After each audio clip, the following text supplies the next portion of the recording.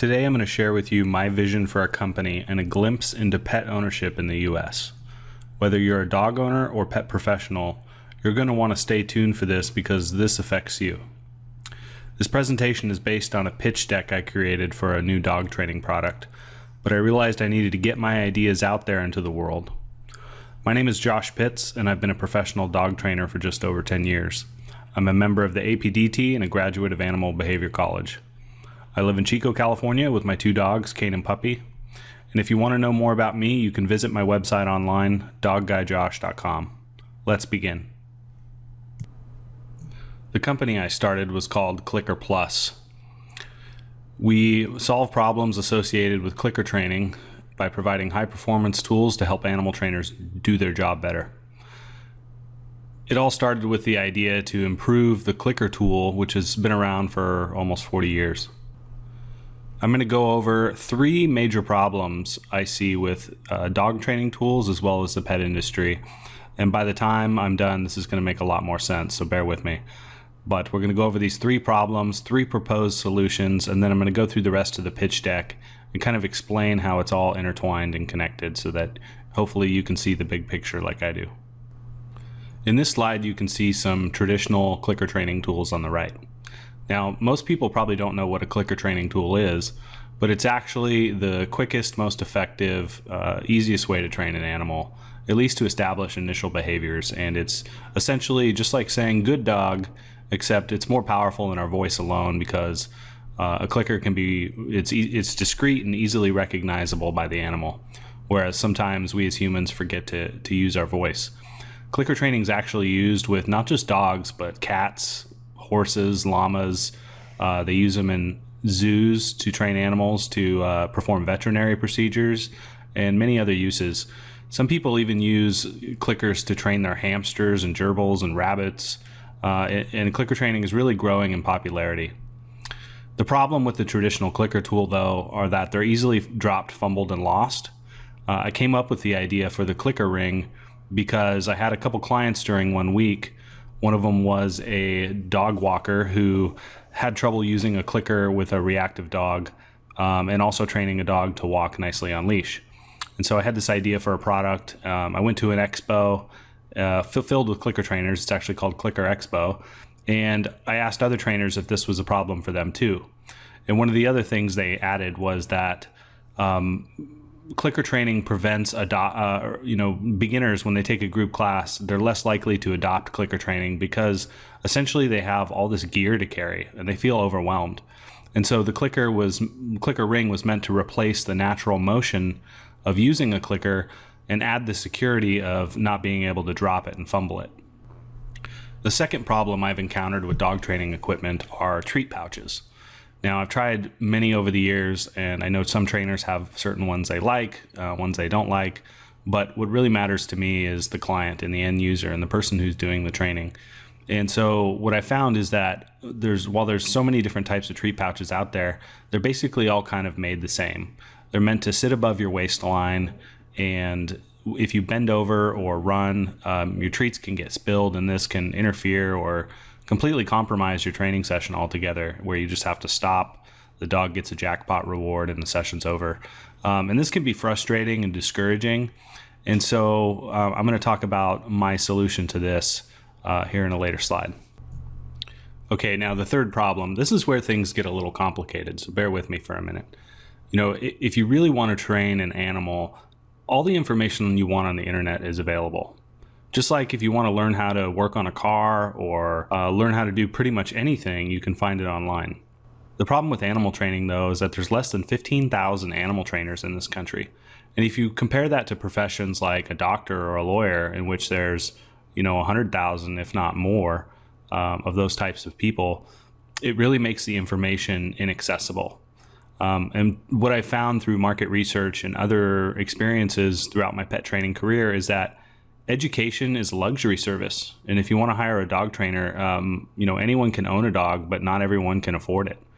And while there's a lot of courses and things online, most people prefer hands-on, and there's not a lot of videos or things that have been created other than with the exception of a couple YouTube channels And so the information is really hard to come by. It's hard if you're just starting out, and you can't afford a $5,000 program to become a dog trainer. You might be able to watch a couple YouTube videos and kind of figure it out, but there's really not information that's presented with the amount of structure. It's not professionally edited. Most pet professionals can't afford to make content or spend the time making content.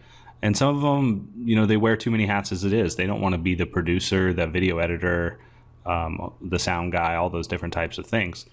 So I've kind of come up with a solution to this problem as well, which we'll go into a little further.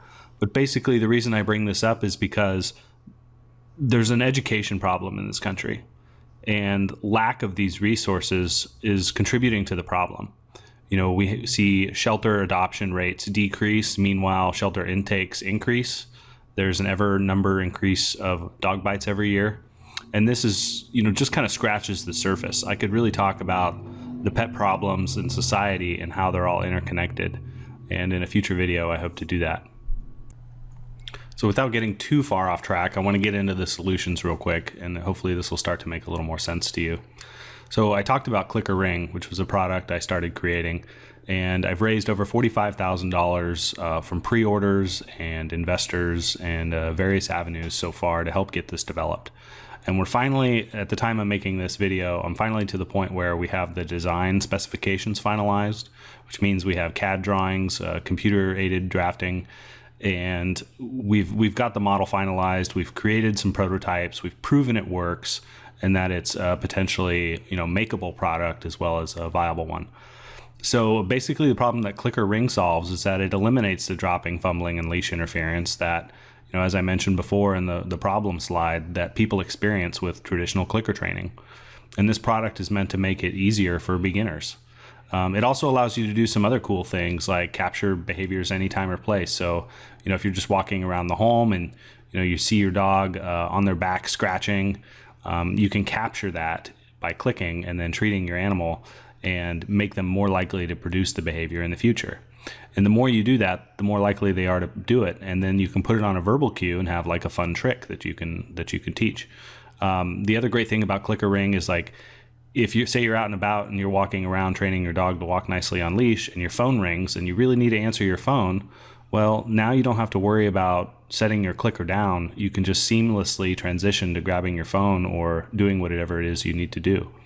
And then the other thing that Clicker Ring does is it provides a way to personalize the product as well, making it in different colors and materials and appeal more in the fashion sense, to the point where it's customizable and the user can decide, how they want to do it. There's some other great products out there on the market. Originally this will be from aluminum and anodized, but there's also some neat things where you can dip your product in like a wrap in some water, and it'll wrap around the product and allow for custom images to be uploaded and really make the product unique. So the next product I've been working on is something I like to call a treat holster. And I got the idea, I was in the military and I used to wear pistol holsters a lot when I was shooting guns. And I thought, wow, it'd be kind of handy to have a treat pouch that was designed more like a pistol holster. Like as I mentioned before, most treat pouches kind of sit up on you and there's some problems associated with those. So I really wanted to make something in terms of performance. And I have a vision, I have some sketches drawn. I'm not showing them yet because the product's still being developed. But the idea is that it has an angled pocket for a natural reach. So you can think of it like the pocket on your jeans. So it's easy to slip into, in and out, and grab your treats. It's also got a leg strap for secure wear. And we plan on making it available in a couple different sizes, probably 2 to 3 sizes. And it'll fit on the left and right side of your body. So no matter if you're left-handed or right-handed, there'll be an option for you. So we're also going to make it from ballistic nylon for the longevity and easy cleaning, so it'll be machine washable. Overall, I feel this product is really going to enhance the experience when it comes to grabbing treats and delivering them.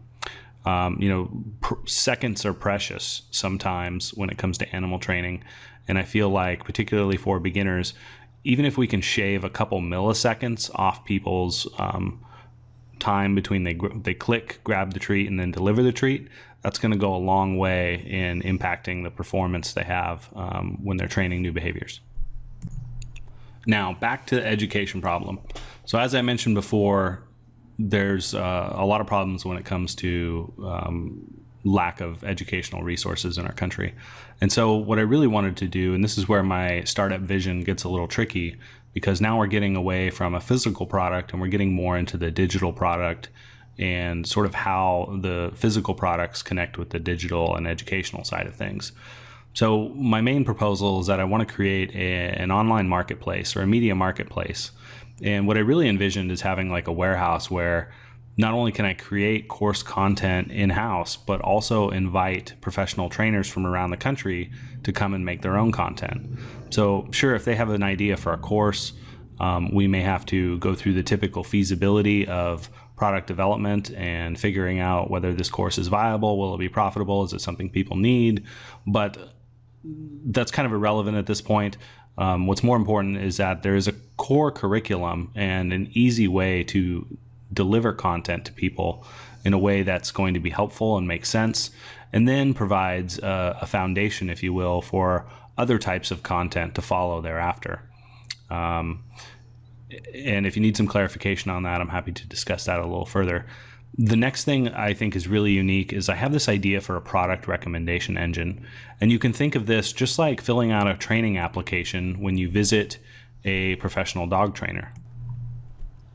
So imagine going to the website and entering your information about your lifestyle, your dog, what problems you're experiencing, all the traditional things that trainers would do as their intake for their behavior evaluations.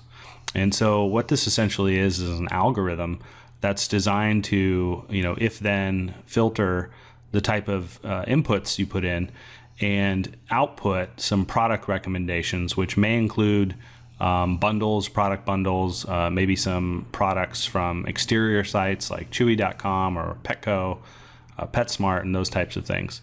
Maybe, BarkBox if you're bored and your dog needs something to do every month. The other great thing the product recommendation engine is for is recommending courses. So if you're a dog parent who's never taken a basic obedience class, the product recommendation engine might suggest that you start there based on your inputs, as well as recommend a clicker ring and treat pouch to kind of get you started. And so this approach sort of tailors the curriculum and tailors the solution to the customer's needs in terms of what they need to accomplish in order to prevent and manage their dog's unwanted behavior. So I see this being a very useful tool. And the last thing we want to do is create a directory for other trainers to sell their services. So if you sign up for a package or you sign up for a course, perhaps you get some hands-on time with a trainer and you can schedule them through us just like you would through a normal training organization. The difference being is that we have a ton of trainers from our network centralized in one place. So if someone's available, they can take your call. And those sessions will be kind of kept in a digital journal so that if you get another trainer later, they can quickly read the notes and see where you left off with that person and continue to provide the same assistance as that trainer would. The last part of this is, and this is where the real financial potential is in the business model and this side of the platform. I had this idea a while back to require people to go to the equivalent of online traffic school for dogs. And basically what I mean by this is there's a lot of animal welfare laws being passed around this country, and they're some of the quickest bipartisan passed laws that you can imagine. And where I really see this going is similar to how traffic school helps curb our traffic problems in this country, which is probably hundreds of millions, if not billions of dollars in the industry. I see this being a delivery service for people if their dogs are at large, maybe they're barking all night, or if their dog bites someone. As I mentioned, many people can't afford educational resources. And so our platform can serve as a low-cost option to mitigate some of those potential risks. Once someone is convicted of something or receives a ticket, they then have the option of attending a low-cost course through our site where they can demonstrate that they've gone through the body of knowledge and are more knowledgeable and responsible now so that that problem doesn't occur again. And this is really the benefit to society, is that in turn, we're creating a more knowledgeable, responsible dog owning culture. And in turn, that will reduce the societal problems that stem from irresponsible pet ownership.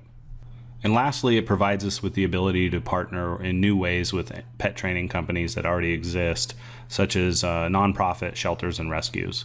We can do things like provide training with every dog adopted, so that if someone adopts a dog, they have access to resources and trainers and information through like a low-cost subscription. And our company platform will be able to provide those types of things in ways that don't previously exist, and definitely not at the price points that they could. So hopefully that makes a little more sense now. And if you want some clarification, or you're curious about how that would kind of operate and you can't quite see the big picture, let me know, leave some comments, and I'll be happy to discuss that further. Moving along. One of the most difficult things I've experienced about business planning in the pet product industry is that there's not a lot of data out there. And sure, there's some data. So when I was creating the clicker ring tool, people were asking, what's the market size? What is all that? And it's not like I can just go to iBiz World or one of those industry research reports and figure that kind of stuff out.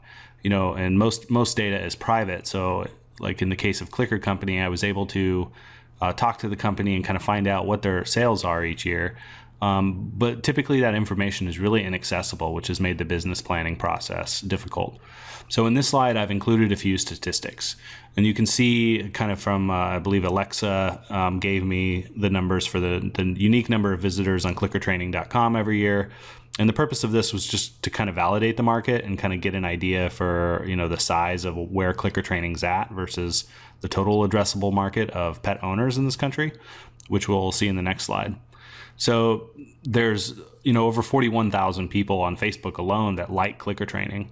So we suspect, given those first two numbers, that these are actually much, much higher. Unfortunately, like I mentioned, that data is just not there. And we can gauge the revenue of Clicker Company, at 1.3 million. Now we don't know how many customers they have exactly. We do know how much the product is priced at. So from there, we could kind of work backwards and figure out, how many customers are buying how many clickers each year and that sort of thing. But again, these numbers are really small compared to the industry totals because clicker training is still relatively new in the consumer market. And while it is, something that trainers are adopting, the opportunity here is really to bring clicker training mainstream and use it as a way for pet owners to enrich the lives of their animals. And I feel that's really important, and that is something that is really overlooked in terms of the opportunity. The other things we have here are just some basic, online and offline pet industry sizes and growth rates. Briefly, I just wanted to show you the market size for dog owning households in the US and dog owning households in the world.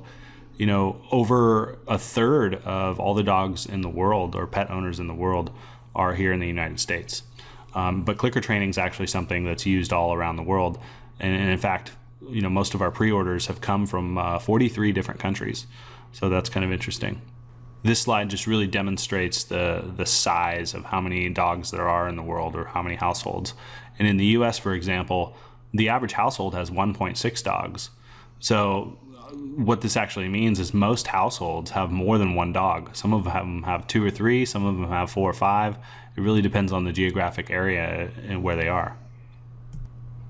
So this was my traction slide, I suppose, for Clicker Ring. And basically what I wanted to show so far was how I've got the product to the point where it's at.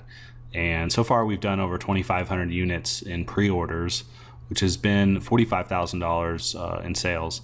And all that money so far has been used to develop the product and actually prototype and all that sort of thing. We do have a patent pending. We have a big social following that's growing every day. I actually suspect these numbers are a little low. We probably have over 10,000 unique followers across all of our different channels like Pinterest and Instagram and those sorts of things. And as I mentioned, we have pre-orders in over 43 different countries. So again, most of our orders have come from existing Clicker users, and we've done this through word of mouth, some email marketing, posting on dog trainer groups on Facebook. And in the beginning, we did try a referral program, but we didn't quite see some of the results we were hoping for from that. We've also taken a couple wholesale orders from international resellers, specifically in England and France and a couple other countries. And this was all done with direct sales over the phone. I met these people online, talked to them on the phone or email, and took their orders for the wholesale requests that they wanted. Our primary demographic data, our primary purchasers are female, ages 25 to 54, who make over $50,000 a year. The team up until this point has been me, Josh Pitts. I've studied psychology and entrepreneurship. As I mentioned, I've spent 10 years as a professional dog trainer. I'm a U.S. Army veteran. My specialties are just the operations management and social media strategy. I've spent a lot of time researching SEO and conversions and landing pages and sales processes and really getting a feel for the strategy. I'm a big picture person, as you can probably see by now through some of these slides we've gone through. I'm not really a financial business person. I didn't grow up in a rich family. My family's never had billions of dollars in assets to maintain. I went to school just to get into dog training. Never in a million years would I thought I'd come up with a product idea and have this whole career experience that would lead me to want to start a company. And so, my strengths are really the big picture strategy of things. I see how the world works. I see how it operates. I see what needs to be done.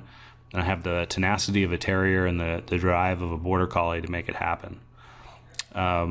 My friend Emily Parisi was someone I met in an entrepreneur incubator at my local university.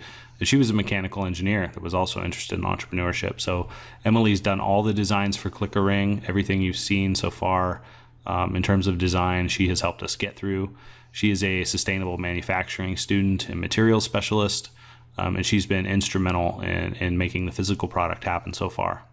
But in the future, we realize that our team is going to get much bigger. We're going to have marketing, sales. We're going to have people actually on the floor making the rings. We're going to have sales support staff and other roles that we're going to need to fulfill. Web architecture being one of them. We're definitely going to need some web designers and UI experts and things like that. This slide was supposed to help demonstrate the current status of the product. So, as I mentioned before, we've completed a prototype. We've finalized the design specifications. Right now, we're currently gearing up to raise a seed round. And basically what I want to do through this presentation is start to inspire people and give you some insight on what it is we want to achieve. And invite you in to become a part of this experience. So if you're a product creator, if you're a business person, if you're just a dog trainer, whatever it might be, if you think you can provide value in some way, we want to bring you aboard and make you a part of this, whether it be in exchange for equity or something else. So if you're interested, reach out and let me know. But our next step and where we're currently at is now that we have designs done, as I mentioned, we've only raised $45,000 through pre-orders, and our traction is kind of diminished. And so what we really need at this point is capital. We need, I know what needs to be done. We need capital to be able to execute and make it happen. And I think this is kind of the tip of the iceberg, if you will, or the mountain that stands in our way. Once we have the resources to execute, from there it's all sales and it's all smooth sailing. I think this, for me, is probably the hardest part of the venture. And I know that if I could get over this hurdle, I'll definitely be successful. So we've got to manufacture this. We've got to start getting them into people's hands, and we've got to, do a couple iterations if possible and improve that final version, and then start producing and get them out there and start selling. And so our next step really is to fulfill the orders that we've already promised, kind of finalize some of those value chains, and begin to work on some of the other products and services. Okay, so this is kind of a silly slide, but I saw on pitch deck things everywhere that you're supposed to have a go-to-market strategy, which, these things never really go like you want them to. And sure, there's a lot of different ways you can bring a product to market. And I'm not saying that I don't have a specific strategy in mind, because I do, but I just don't feel that slides are a very good way to convey that and what it is you really want to do. So, of course, initially, once we have product, you can do things like giveaways, blogger promotions, continue to email market, continue producing content. encourage people to share through your affiliate program. And that's really kind of the first step to growing in a lean way and growing in a way that doesn't require a lot of capital, so that you have more run room in your capital to continue to grow and expand. And then after that, we do recommend, or we do recognize the potential in doing more types of direct sales. So perhaps working with dog training companies for trainers and offering a class ring version where anyone who graduates their dog training academy can purchase a class ring, similar to like how Jostens does class rings for high school graduates and college graduates and things like that.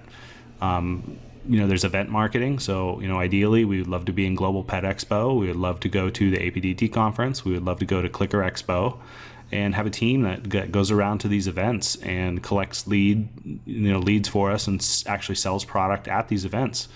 So people can try it hands-on and experience how wonderful it is.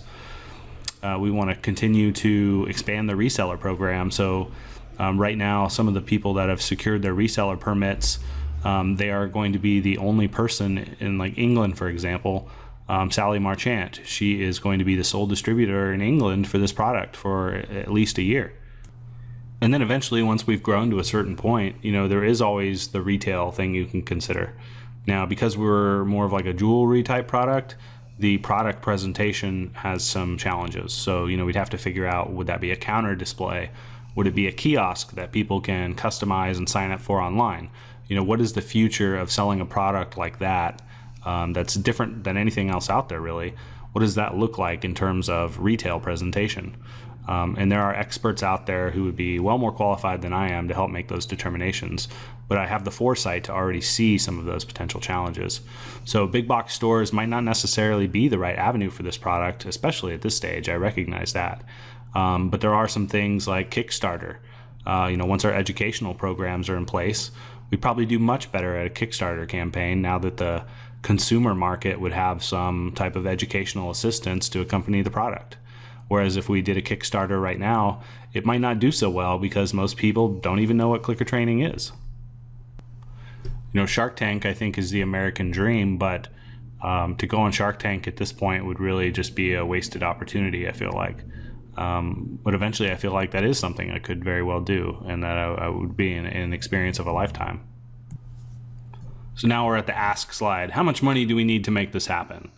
Well, realistically, I can tell you that I only need about $15,000 for the production equipment to actually start making Clicker Ring in my garage and fulfill the current orders and continue to sell and grow, continue to sell and scale in a lean capacity. But that's not very realistic, especially, that is, something like that doesn't appeal to an investor. We got to go big. And so what I really see, and this is why I'm having the difficulty of including the other parts of the company in this, such as the educational strategy and the treat holster. We really want to be more than just a product company. And something like that is going to require a facility. It's going to require materials. It's going to require web architecture, collaborators for products. We definitely need some help in developing the ask in terms of the business plan, financials, as well as the pitch deck presentation and the equity raise and how we're going to go about conducting that equity raise. So that's pretty much it for the presentation. This is the last slide in the pitch deck, which is just my contact information and website. In case you want to go sign up at clickerplus.com and get on our mailing list, you can go ahead and do that. Again, I just want to reiterate, if this is something you're interested in being a part of and would like to join us on this journey, contact me and let me know what it is you're interested in. What we really need right now are financial people who have done business planning, want to take an equity stake and get some capital raised so that we can execute this and make a ton of money. It's really what it boils down to. As I mentioned, I'm a strategy, I'm a big person thinker. I've got the tenacity of a terrier and the drive of a border collie. And I know my strengths, and I know what kind of people I need on my team to make this happen. If you're a dog trainer and you have ideas for courses, or you have some unique skills that could help this business out somehow, such as sales, by all means, feel free to inquire, and we'll see if we can find a place for you on our team. So that's it. Thanks for listening. Hopefully now some of this startup vision journey I have makes a little more sense. And my goal now with this business plan is to add the additional pitch deck slides in and really get down to the nitty-gritty on the presentation and what I need to do in order to appeal to potential investors. Now that you have a better understanding of the company, hopefully you can help me do that. Thank you for your time.